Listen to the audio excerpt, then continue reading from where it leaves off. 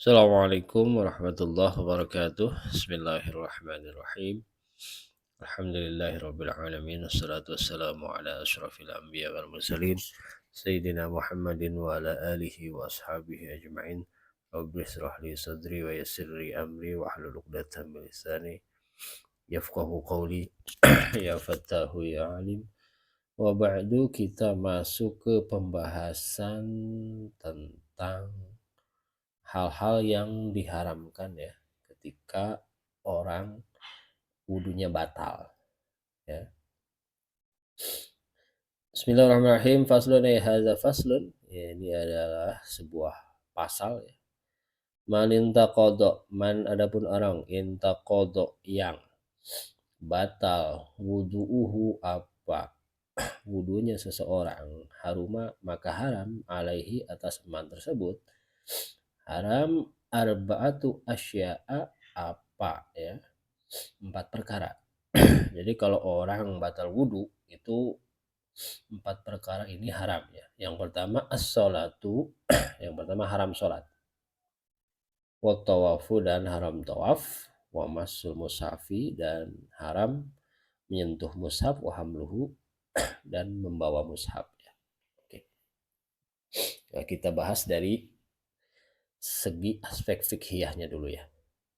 Ya, jadi kalau kondisi seseorang sudah batal wudhu, satu, orang itu nggak boleh sholat, haram ya. Jadi kalau tiba-tiba ada orang iseng gitu, orang sholat tanpa wudhu, nggak bisa, nggak sah sholatnya ya. Sholatnya gimana kalau sholat sunnah? Sama aja, mau wajib mau sunnah, sholat itu harus pakai wudhu ya. Mau sholat jenazah harus pakai wudhu ya, seperti itu. Jadi mutlak ya, kalau sholat itu harus pakai wudhu dulu karena itu syarat sah sholat ya. Yang kedua, nah, tawaf. Jadi kalau mau haji, orang haji atau umroh gitu ya, tawaf itu harus kondisi berwudhu ya, kondisi berwudhu. Baik tawaf yang wajib kayak tawaf ifadah itu wajib ya, atau yang sunnah kayak tawaf kudum. Mau sunnah tawaf yang mau yang wajib apa yang sunnah itu tetap harus wudhu. Nah, seperti itu ya. Nanti gimana kalau kan kalau tawaf itu kan berdesakan sama apa namanya, sama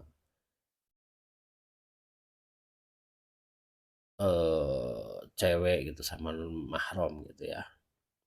Kan kalau mazhab Syafi'i kan ketat ya. Kan bisa batal lagi kan nggak jadi-jadi tuh. Apa namanya? Tawafnya gitu ya.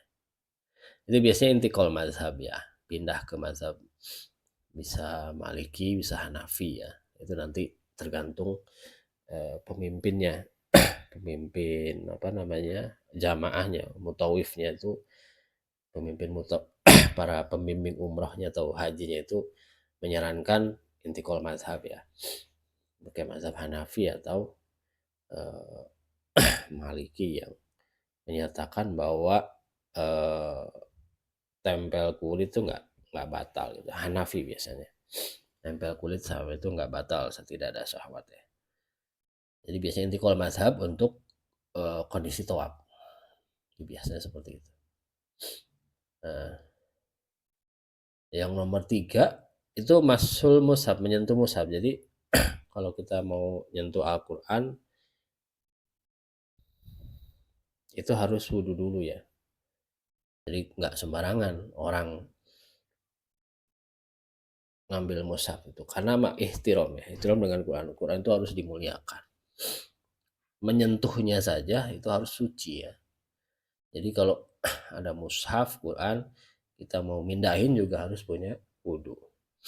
Seperti itu. Karena ihtiram, memuliakan Quran tersebut. Nah, tuh ya.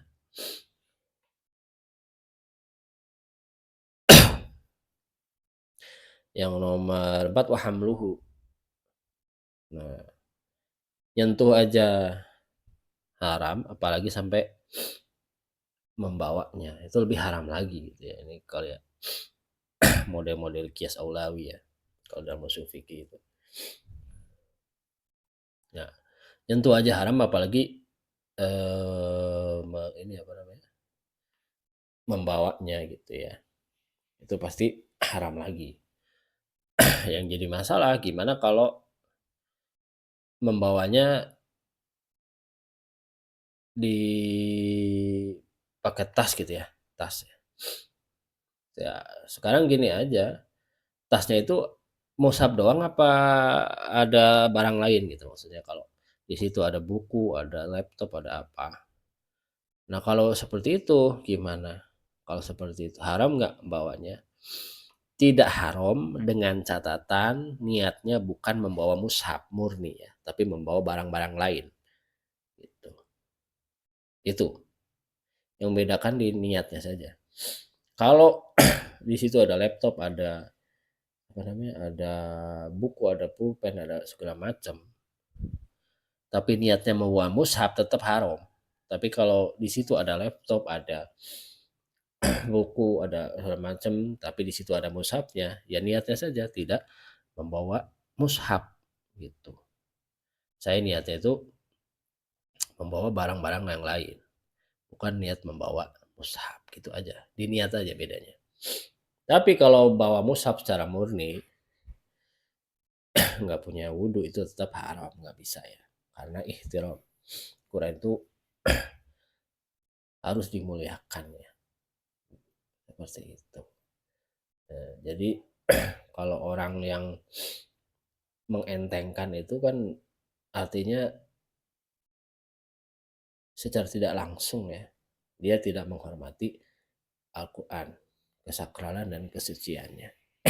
Jadi kita sebagai muslim itu harus menghormati Al-Quran. Caranya ya ketika kita menyentuh, membawa kondisi kita itu suci dari hadas. Artinya punya wudhu. Jadi kalau nggak punya wudhu, ya jangan coba-coba nyentuh atau membawanya. Kalau menyentuh membawa ya wudhu dulu lah. Seperti itu. Ya. Jadi kalau orang nggak tersebut menggampangkan, itu termasuk dosa juga. Karena meremehkan sesuatu yang diharamkan oleh Allah. Mengharamkan sesuatu yang diharamkan oleh syariat gitu. Makanya ketika kita nggak punya wudhu, hati-hati gitu. Sholat nggak boleh, tawaf nggak boleh, nyentuh, bawa Quran, bawa mushaf Quran itu nggak boleh. Gimana kalau cuman baca? Kalau cuman baca Quran boleh ya, tanpa wudhu juga boleh. Tapi tidak boleh sambil nyentuh mushafnya gitu. Dari hafalan saja, dari hafalan gitu. Itu boleh tanpa wudhu, tanpa harus menyentuh. Tapi kalau kitanya baca Qurannya harus nyentuh mushaf, megang mushaf ya tetap harus wudhu, harus punya wudhu. Kalau enggak ya haram seperti itu. Tapi walaupun dibolehkan membaca Quran ya, membaca Quran itu dibolehkan tanpa wudhu, dianjurkan atau disunahkan tetap harus punya wudhu ya untuk membaca Quran walaupun tidak menyentuh mushafnya ya, sebagai ihtiram kepada Al-Quran atau memuliakan Al-Quran ya, seperti itu. Kita masuk ke aspek nahwiyahnya ya. Faslun ai hadza fasal, faslun ini khobar mubtadanya mahzuf ya, ai hadza man ini harfu syartin ya, mubtada intaqadha mausuf dari man, wudu'uhu ini fa'ilnya dari intaqadha, punya kembali ke man, marji domirnya, haruma nih jawab ya, jawab syarat sekaligus khobarnya dari man, khobar jumlah ya. Alaihi, nah ini jar majrur, I-nya marji'ud dhamir ke man, arba'atu asya'a, ini fa'il ya dari haruma ya. Fa'ilnya ini muannas, tapi harumanya kok nggak muannas?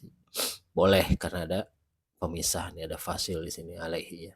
Kalau fi'il fa'il itu kan harus cocok ya antara muannas dan muzakarnya. Tapi karena ini ada pemisah, nggak langsung, maka boleh tidak sama antara muannas dan muzakarnya. Arba'atu ini fa'il mudhof ya. Asya mudhof ilaih. Mudhof ilaih ini posisinya harusnya kan kalau mudhof ilaih itu kan jar kasroh ya. Ini kenapa fathah? Isim jar munsharif yang mencegah dari itunya apa? Dari tanwinnya taknis ya. Taknis ini. As-salatu bisa jadi badal dari arba'atu asya'a, bisa khobar dari mubtadanya mahdzuf hiya gitu.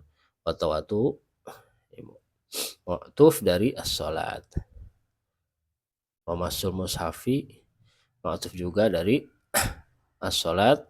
Yang mudhof ilaih ya. Mamluhu juga sama. Ma'tuf dari as-salat. Ini mudhof ilaih. Hu-nya kembali ke mushaf marji dhamir ya. Yang ringkasan sikat dari segi nahwiyahnya ya. Kalau efek sorofnya gimana? Ya faslun ya. Fasl yafsilu faslan. Masdar man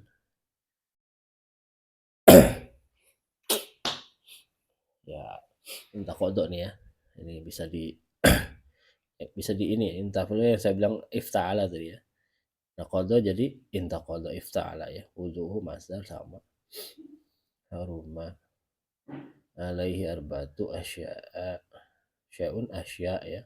As-salatu wa tawafu masdar semua masdar semua nih hamlu sama ya hamlan ya masdar ya itu dari sorofnya lebih simpel ya.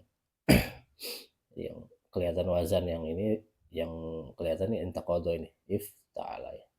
Yang lainnya semua sama masdar semua. Saya kira cukup ya untuk pembahasan sorofiyahnya dan mudah-mudahan penjelasan fiqhiyah, sorofiyah dan nahwiyahnya bisa dipahami dan bermanfaat untuk kita semua. Wallahu a'lam bishawab. Assalamualaikum warahmatullahi wabarakatuh.